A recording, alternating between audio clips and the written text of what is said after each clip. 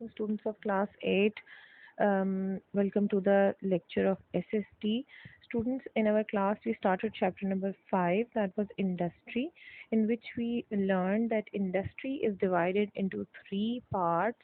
The first, primary level industry, secondary level industry, and the tertiary level industry, that is also known as the service industry, on the basis of the work and the process that is involved in making things in factories.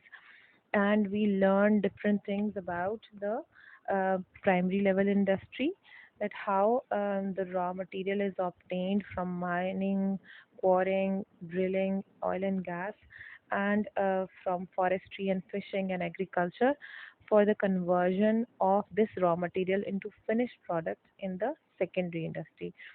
So open up page number 47 of your books. Today we are going to start secondary industry, in which we will learn that in the secondary industry we take raw material and convert them, transform them, or change them into finished products that can be used by the consumer, the customer, directly.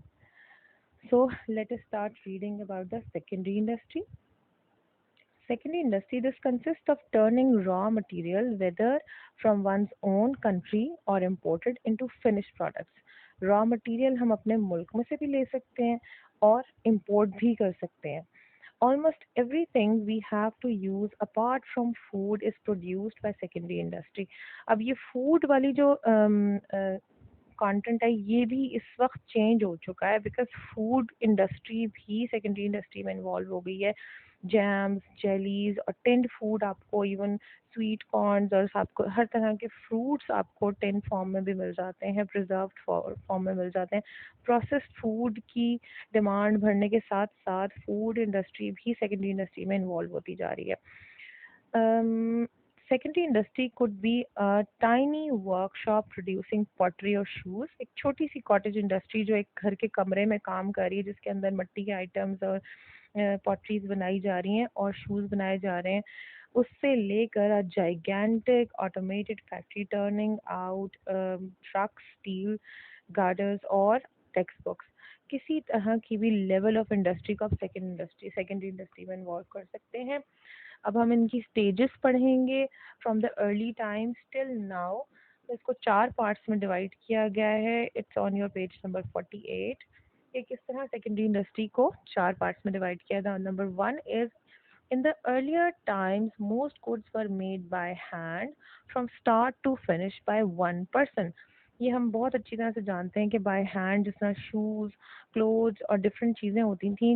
Clothes की knitting even लोगों ने घर में खाड़ीज लगाई हुई होती थी, उसके थ्रू होती थी. और एक बंदा कोई चीज़ बना रहा है, पूरी कंप्लीट जो है ना उसकी अपने हाथ से बनती थी वो चीज़, और फिर वो बार्टर सिस्टम के थ्रू लोगों में एक्सचेंज की जाती थी. ये वो अर्लियर टाइम्स थे. This was a slow process, and the finished articles depended on the skill of the craftsman. There were good workers and poor workers. अभी quality of the product it depended upon the skill of the worker. कि craftsman जो है, जो आदमी बना रहा है वो product, उसकी अपनी skill कितनी strong है. पेज नंबर 48 के नीचे आपको जो स्लाइड पिक्चर नज़र आ रही है, let me show it to you, ये वाली. इसके अंदर आप देख सकते हैं कि एक आदमी खुस्सा बना रहा है. उसकी कटिंग से लेके उसका सोल काटने से उसके ऊपर एम्ब्रॉयडरी से लेके हर चीज़ उसके अपने हाथ से जा रही है. सो ये जो उसकी अपनी वर्क क्वालिटी होगी उसके ऊपर डिपेंड करेगा कि प्रोडक्ट कितनी क्वालिटी वाली है. सो ये बिल्कुल प्राइमरी लेवल इंडस्ट्री थी, बिल्कुल स्टार्ट की लेवल की इंडस्ट्री थी. अर्ली टाइम्स में इनको कॉटेज इंडस्ट्रीज भी बोलते हैं, जबकि बार्टर सिस्टम चलता था. अच्छा जी, अब सेकंड पॉइंट पर आ जाएं, सेकंड लेवल पर आ जाएं.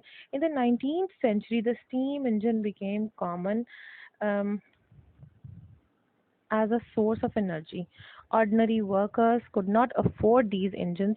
एक steam engine जो कि energy generate भी कर रहा होता था, और basic बिल्कुल जो वर्क होता था ना सेकेंडरी इंडस्ट्री का, लाइक अगर कहीं शूज़ बन रहे हैं, उसकी सोल की कटिंग है, एक डाई बना ली जाती थी, एक सांचा बना लिया जाता था, उससे ऑटोमेटिकली मशीन से कटिंग हो रही होती थी, बजाय इसके कि हाथ से काटा जाए.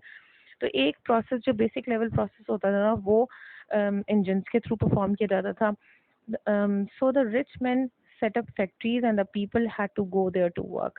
गरीब लोग खुद से अपने घरों में कॉटेज इंडस्ट्रीज में ये मशीन्स अफोर्ड नहीं कर सकते थे, तो ये कोई एक आदमी किसी भी विलेज में या किसी जगह में ये मशीन लगा लेता था स्टीम इंजन, और उसके साथ सब लोग हेल्प आउट करते थे उसको, जितने भी और लेबर क्लास होते थे वो बेचारे वहाँ जाके वर्क किया करते थे, उनके साथ हेल्प करते थे उसको ज्वाइन करने में, स्टिच करने में, बाकी सारे काम परफॉर्म करने में। लेकिन जो बेसिक लेवल वर्क हो रहा होता था वो स्टीम इंजन से होता था।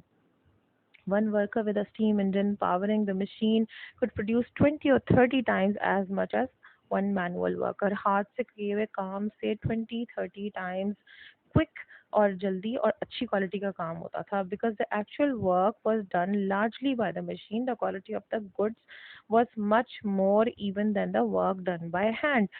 हाथ से किए हुए काम से बहुत अच्छी क्वालिटी होती थी। जाहिर है वो मशीन के थ्रू कटिंग हो रही थी, डाई के थ्रू हो रही थी कटिंग, तो वो एक हाथ से कटी हुई चीज़ से ज़्यादा बेहतर होती थी।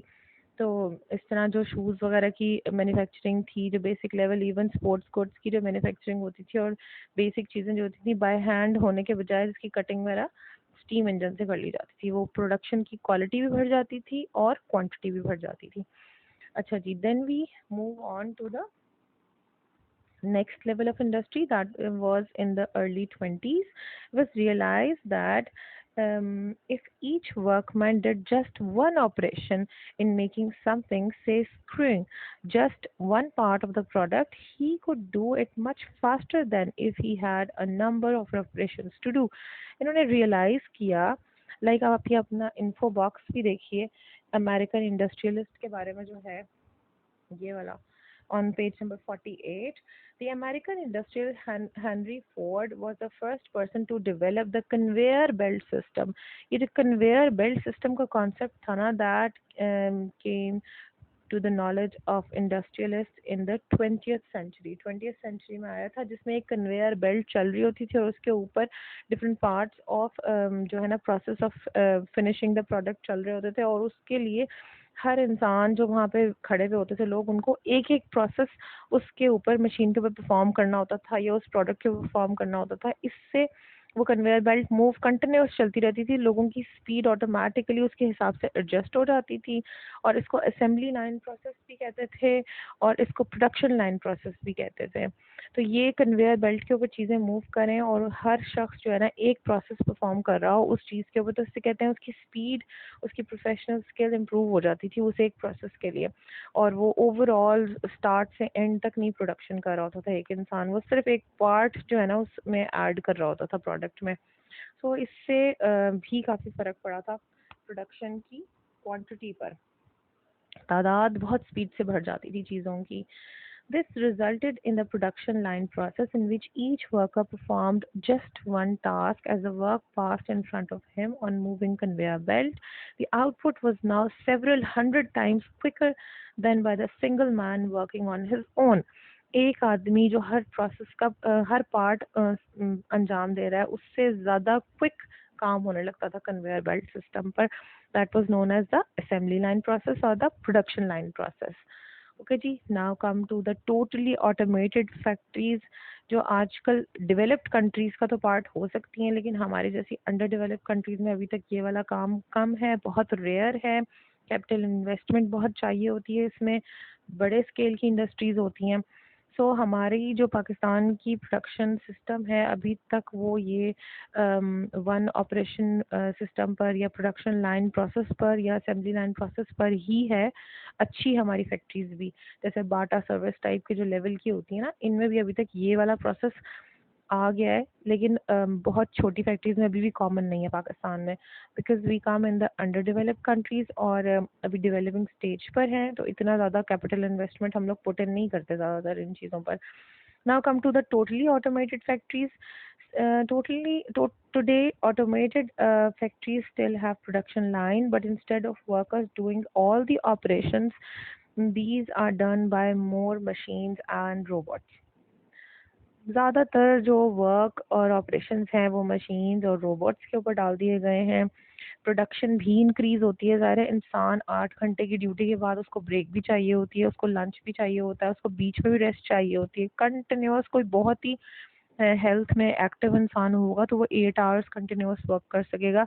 अदरवाइज लोगों को ब्रेक चाहिए होती है। तो मशीन और रोबोट्स के साथ ये एक बहुत बड़ा एडवांटेज होता है कि वन टाइम इन्वेस्टमेंट है, उसके बाद आपने उसकी सिर्फ रिपेयर एंड मेंटेनेंस करनी है, उनकी ऑयलिंग करनी है, और उसके बाद आपको बगैर ब्रेक बगैर लंच डबल शिफ्ट में वो काम देंगे आपको।